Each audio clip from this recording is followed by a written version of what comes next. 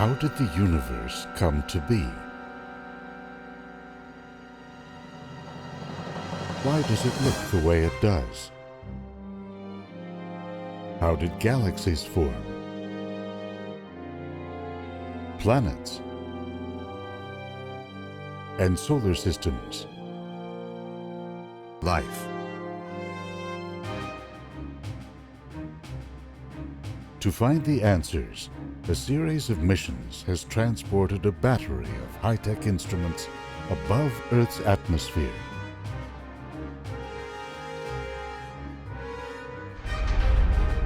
To peer into the most violent processes in nature and explore the mysterious workings of the high-energy universe.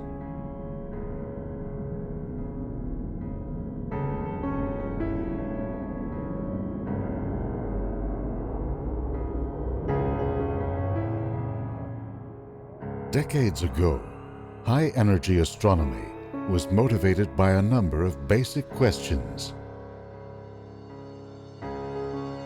Do supermassive black holes really exist? What are quasi-stellar objects, or quasars? Are they solitary objects in the vast darkness? Or are they part of larger structures?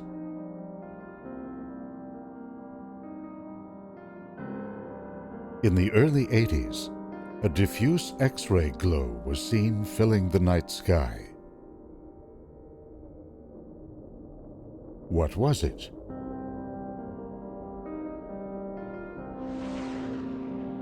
Bursts of ultra-high-energy gamma radiation appeared almost once a day, lasting seconds, or as long as a day.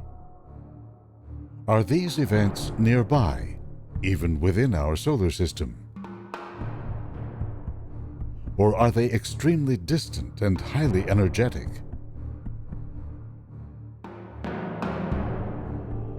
Finally, astronomers suspected that supernovae were violent explosions. But what was their exact nature?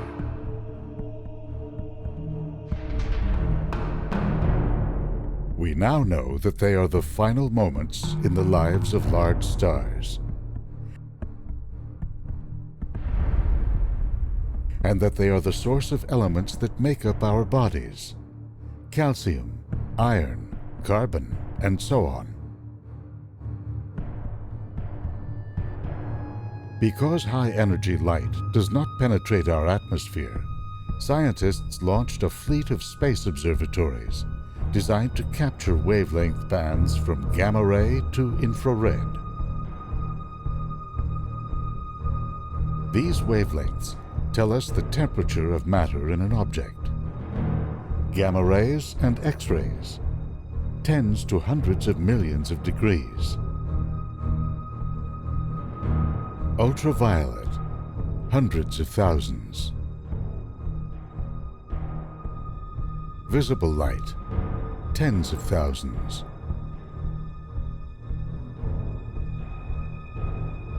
Infrared, hundreds of degrees.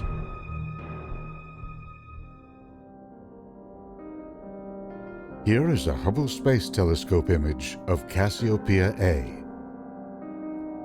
It shows the visible remnant of a supernova, glowing at about 10 or 20,000 degrees Celsius. Here is an image from the Chandra X-ray Observatory, showing gas heated to tens of millions of degrees.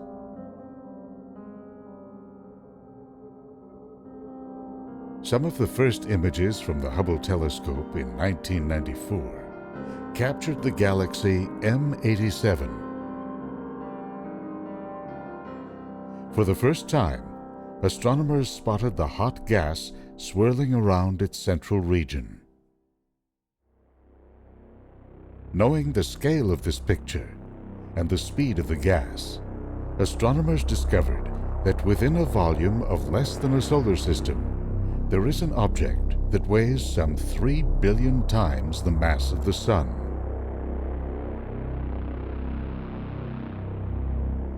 Nothing that dense can be anything but a black hole.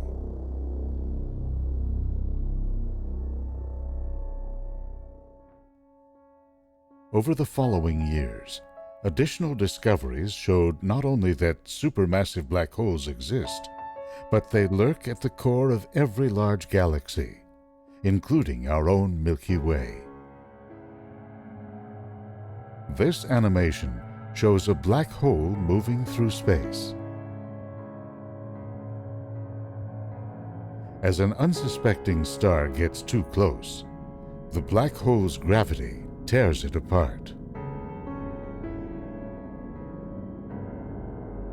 That creates a so-called accretion disk of hot gas and dust rotating rapidly around the black hole.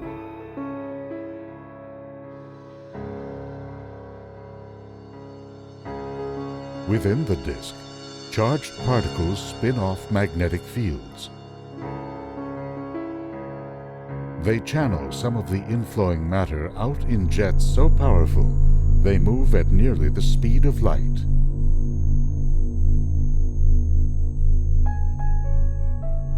The closer you get to a black hole, the higher the temperatures, 10 million or more degrees.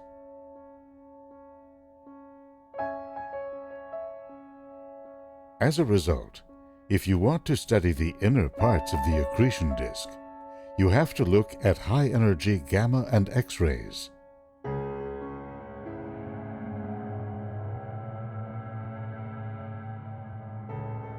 This inner region can be hot and bright enough to shine across the depths of space, becoming a quasar.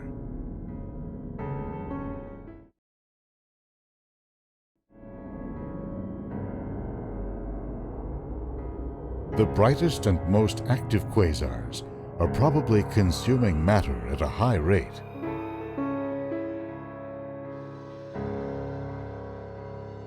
In this Hubble image, we see a radio jet coming out of the center of a galaxy. Zooming in, we see the accretion disk and a dark central region. Like Sauron in his dark tower, black holes are known for being terrifying, invisible sources of death and destruction. Black holes are such powerful gravitational monsters that they warp and twist the fabric of space-time. If you get up close, you'd see something like this. An accretion disk visible from both above and below. There is an inner ring caused by light that goes all the way around the black hole before escaping and eventually making it to us.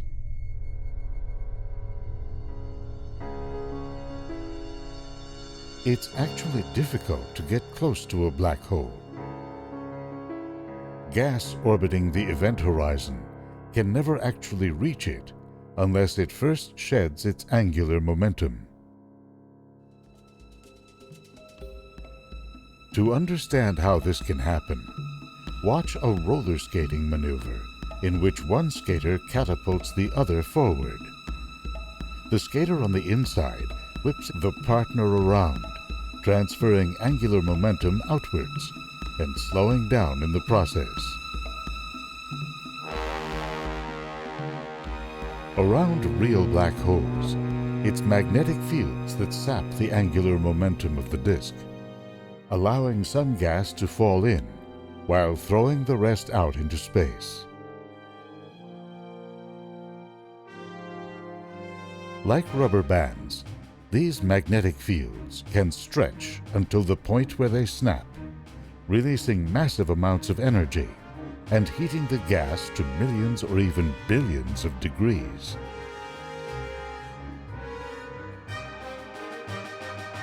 You can see this in the magnetically active corona of our Sun, where superheated gas shines very brightly in X-rays. One of the remarkable effects of a black hole's extreme gravity is predicted by Einstein's theory of relativity. It holds that space-time is not only curved, but twisted. In this computer simulation of particles plunging into a black hole, you can see the effect of this twisting right outside of the event horizon, where particles are being swept around in a counterclockwise swirl at nearly the speed of light. Taken together, the pulling, twisting, and slinging of gas by the black hole leads to ultra-high energy particles and powerful jets. We're just beginning to scratch the surface of what Einstein's theory predicts.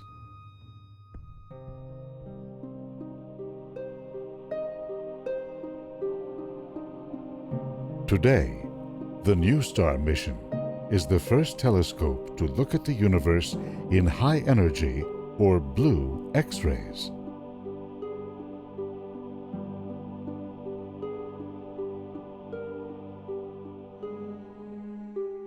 This is a Hubble Space Telescope image of the nearby galaxy Messier 82, seen in black and white. This is what its warm, dusty regions would look like if you could only see it in the red, orange, and yellow of visible wavelengths. Here, the blue reveals hot regions where stars are actively forming.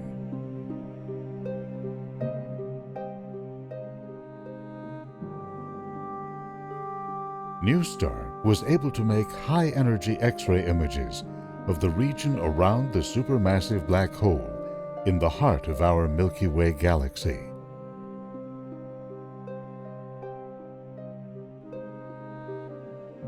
It discovered a hot haze created by a swarm of dead stars.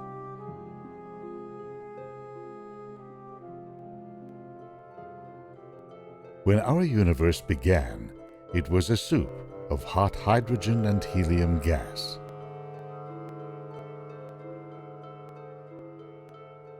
$13.8 billion years later, we are surrounded by a rich mix of chemical elements, ranging from the nitrogen in the atmosphere to the calcium in your bones.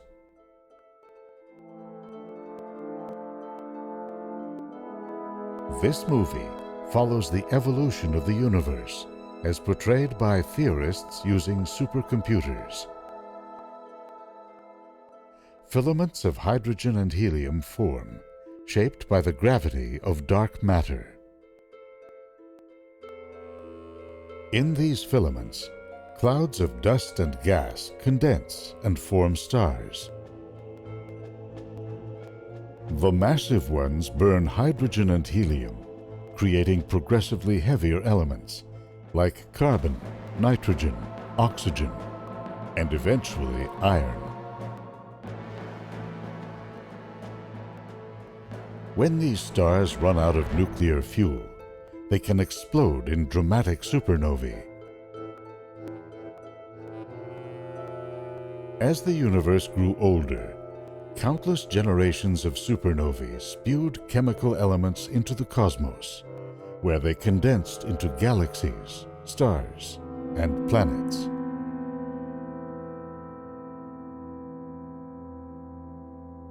How we know all this is, in practice, a dance between theorists and observers with telescopes, including infrared, optical, X-ray, and gamma-ray missions.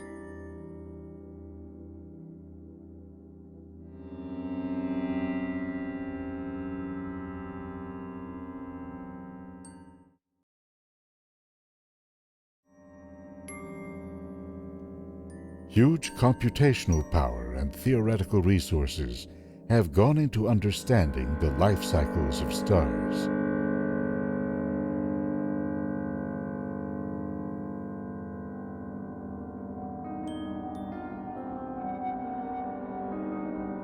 Here is a recent attempt to simulate a stellar explosion in a supercomputer.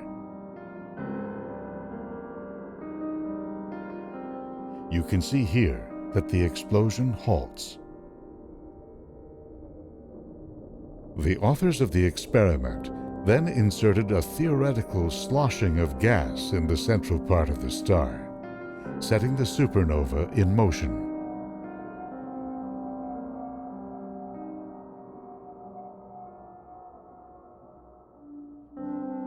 To find out whether this happens in nature, astronomers enlisted X-ray telescopes to take pictures of the remnants of supernova explosions.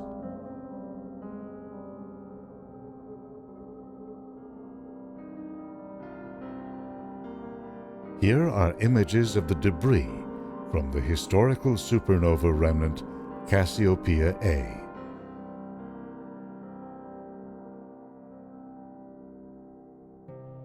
The red and the green images were taken by the Chandra X-ray Observatory, which sees the universe in red and yellow and green colors.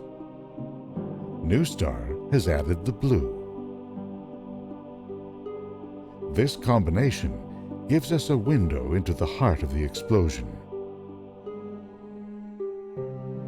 These observations suggest that the shape of the explosion was bubbly, consistent with the sloshing mechanism predicted by theorists. Here's Cassiopeia A in all its panchromatic X-ray glory.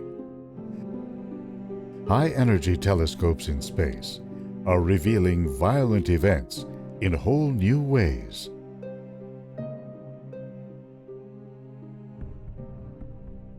That includes the most violent of all, a gamma-ray burst with the energy equivalent of 1 to the power of 30 H-bombs.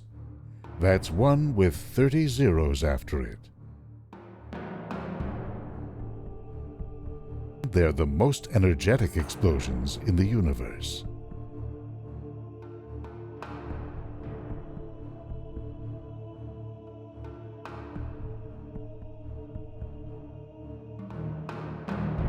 They occur about once per Earth day and in every part of the sky.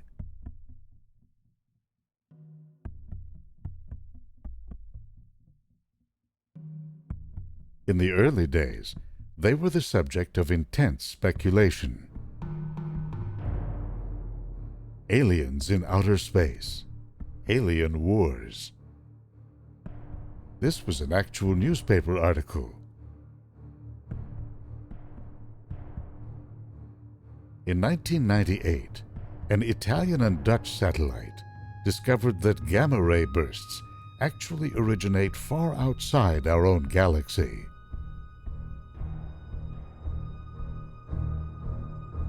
That means they must be extremely bright, energetic events.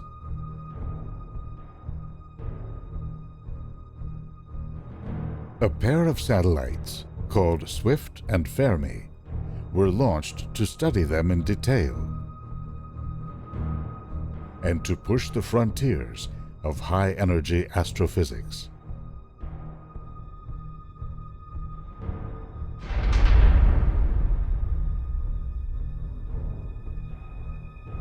To date, they have detected over 1,000 bursts.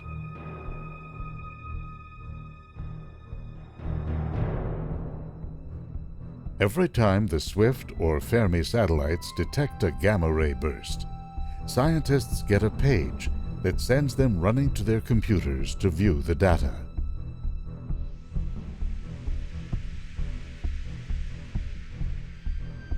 What they have learned is that gamma-ray bursts are generated by supernovae so powerful their cores collapse to a black hole.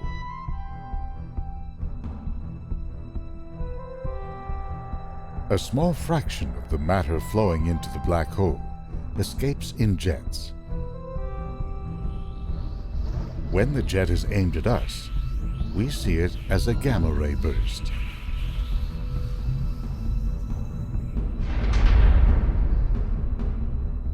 Gamma-ray bursts are so intense that they can destroy the atmospheres of nearby planets.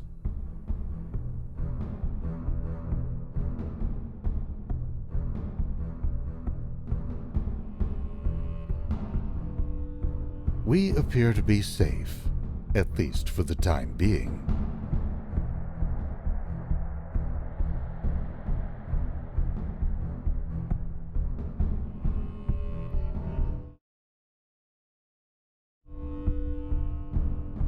Imagine a dark and clear night.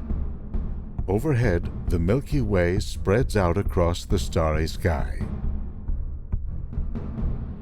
The beauty and grandeur of this portion of our own galaxy beckons us to ask our deepest questions.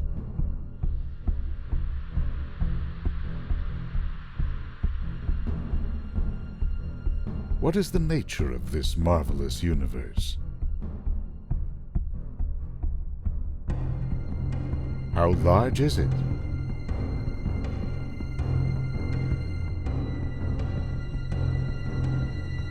How did it come to be?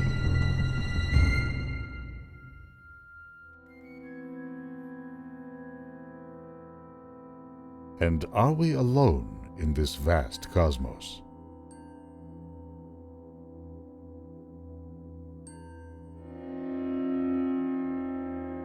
Astrophysics, the study of the universe and how it works, is central to our quest for answers.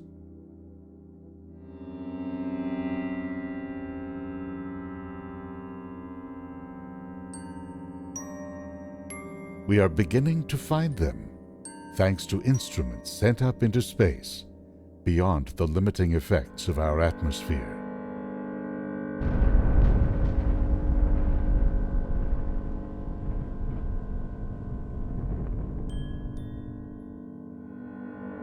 High-energy missions, Fermi, Swift, NuSTAR, and Chandra,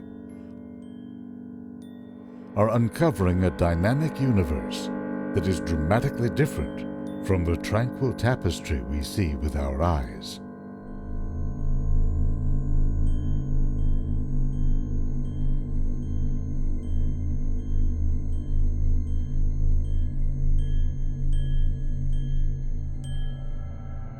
They show that the cold, dark reaches of space are punctuated by turbulent forces. Black holes, cosmic explosions, bursts of radiation.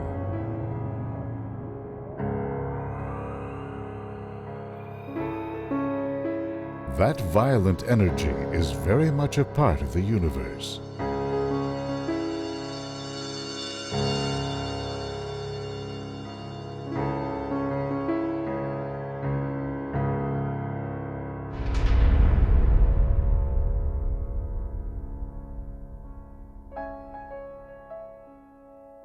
As we ask once again the great questions, we know that what we see is just the beginning of a story, written in the great rumblings of the cosmos.